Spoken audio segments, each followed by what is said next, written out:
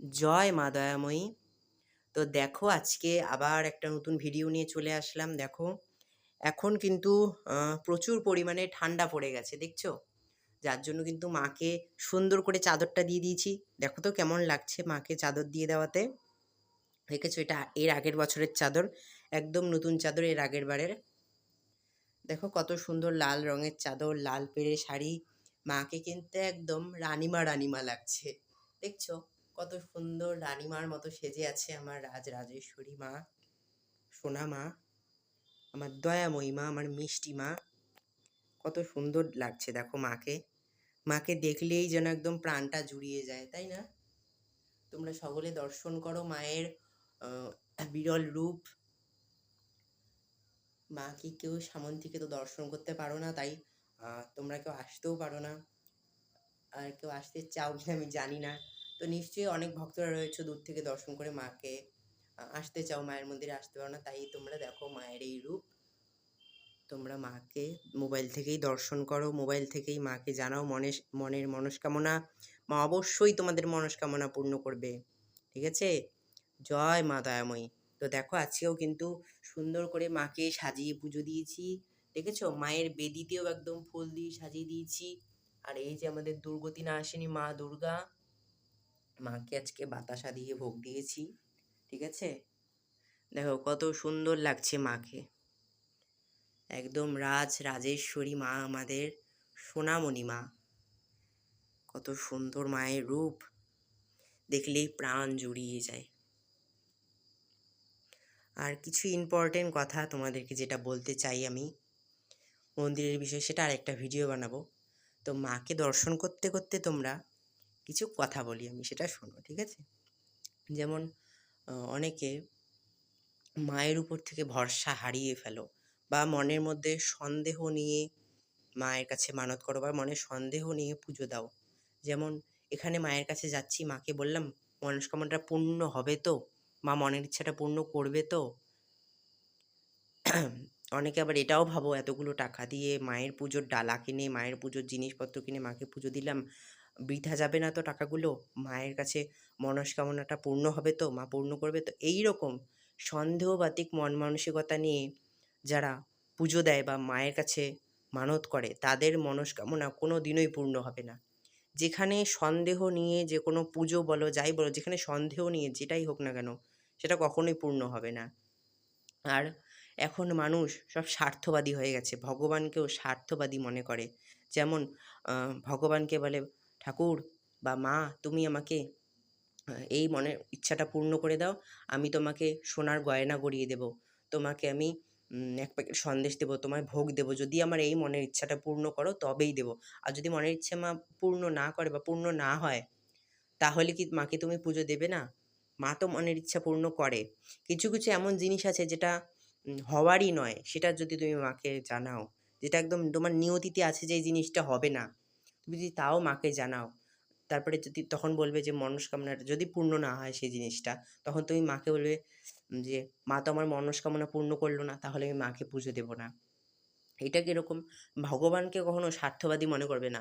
মানুষ স্বার্থবাদী হয়, কিন্তু ভগবান কখনো স্বার্থবাদী হয় না। মানুষ স্বার্থের জন্য ভগবানকে পুজো দেয়, কিন্তু ভগবানের কি দরকার, তো মা তো চাইলে পুজো নাও নিতে পারে। তাই মাকে এমনি তোমরা পুজো দাও, কেউ চাওয়ার জন্য পুজো দিও না মাকে।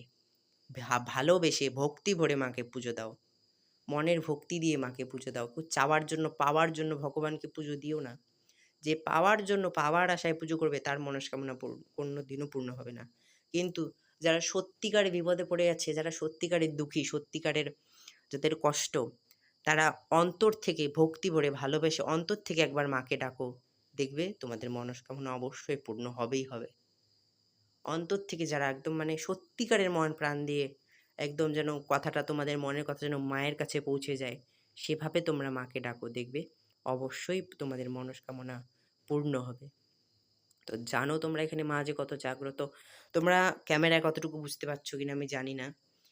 এখানে তো আমার সামনাসামনি দেখে মনে হচ্ছে স্বয়ং মা, স্বয়ং মা এখানে স্বমহিমায় দাঁড়িয়ে আছে। মনে হচ্ছে না যেটা মায়ের প্রতিমা। তোমরা কতটুকু বুঝতে পারছো কিনা জানি না। মায়ের চোখ দুটো দেখো একদম জীবন্ত। মা একদম মানুষের মতন একদম তাকিয়ে আছে। মা কিন্তু এখানে স্বমহিমায় বিরাজমান। মা এখানে অতীব জাগ্রত এবং জীবন্ত, মা এখানে স্বমহিমায় বিরাজমান। তোমরা জানো মায়ের এটা ১৫০ বছরের পুরনো মন্দির। জাগ্রত ভূমি, জাগ্রত স্থান। তোমরা সেটা ভালো করেই জানো। তাই বলছি তোমরা মায়ের মন্দিরে এসো। সামনাসামনি না আসলে তোমাদের কোনো সমস্যারই সমাধান হবে না। মোবাইল থেকে বলে দিয়ে শুধু জাস্ট সামান্য একটু ঠেকিয়ে রাখা যাবে বিপদ। কিন্তু সকল সমস্যার সমাধান করতে গেলে কিন্তু তোমাদেরকে আসতে হবে মায়ের মন্দিরে। এই মন্দিরে এসে দাঁড়ালেই মনে করো অর্ধেক তোমাদের সমস্যার সমাধান হয়ে যাবে। মা যে কতটা জাগ্রত জীবন্ত সেটা আমি জানি আর আমার বাড়ির লোক জানে। এই গোটা গ্রামবাসী সকল ভক্তরা জানে এই জাগ্রত ভূমি মা কত জাগ্রত। তো সকলে ভালো থেকো, সুস্থ থেকো। জয় মা দয়াময়ী। আর এই মন্দিরের বিষয়ে, মায়ের বিষয়ে কোনো কোয়েশ্চেন থেকে থাকে অবশ্যই আমাকে কমেন্টে জানাবে। আর এই ভিডিওটা যারা ফেসবুক থেকে দেখছো তারাও অবশ্যই ভিডিওটা শেয়ার করো। যাতে আরও মানুষ দেখতে পারে, মা যেন আরও মানুষের ঘরে, ঘরে ছড়িয়ে যেতে পারে। আর যারা ইউটিউব থেকে দেখছো তারা লাইক, কমেন্ট, শেয়ার, সাবস্ক্রাইব যারা এখনও করোনি সাবস্ক্রাইব করো। আর ফেসবুক থেকে যারা দেখছো, যারা এখনও ফলো করোনি মায়ের পেজটা অবশ্যই ফলো করবে। তো সকলে ভালো থেকো, সুস্থ থেকো। জয় মা দয়াময়ী। মা কিন্তু তোমরা যদি অন্তর থেকে ডাকো মা কিন্তু তোমাদের ঘরে চলে যাবে, ঠিক আছে? মা কিন্তু তোমাদের ঘরে চলে যাবে। তোমাদের ডাকটা যদি সত্যিকারের ডাক হয়, অন্তরের ডাক হয়, মাকে অন্তর থেকে ভক্তি করে ডাকতে হবে, ঠিক আছে? তো সকলে ভালো থেকো, সুস্থ থেকো। জয় মা দয়াময়ী। আজকে আমার ভিডিওটা এই পর্যন্ত। আবার আসবো একটা নতুন ভিডিও নিয়ে। মা তোমাদের সকলের মঙ্গল করবে। আর এখানে কিন্তু মা দুর্গা রূপেও বিরাজমান, তাই মায়ের আদেশে কিন্তু এখানে মা দুর্গার পটে পুজো করা হয়। তোমরা জানো মা দুর্গা পুজো করা অত সম্ভব না আমাদের পক্ষে, ঠিক আছে? তাই মায়ের আদেশে মা দুর্গার পুজো হয়। মা দুর্গার নাম জপ করবে, দুর্গা, দুর্গা, দুর্গা এইভাবে।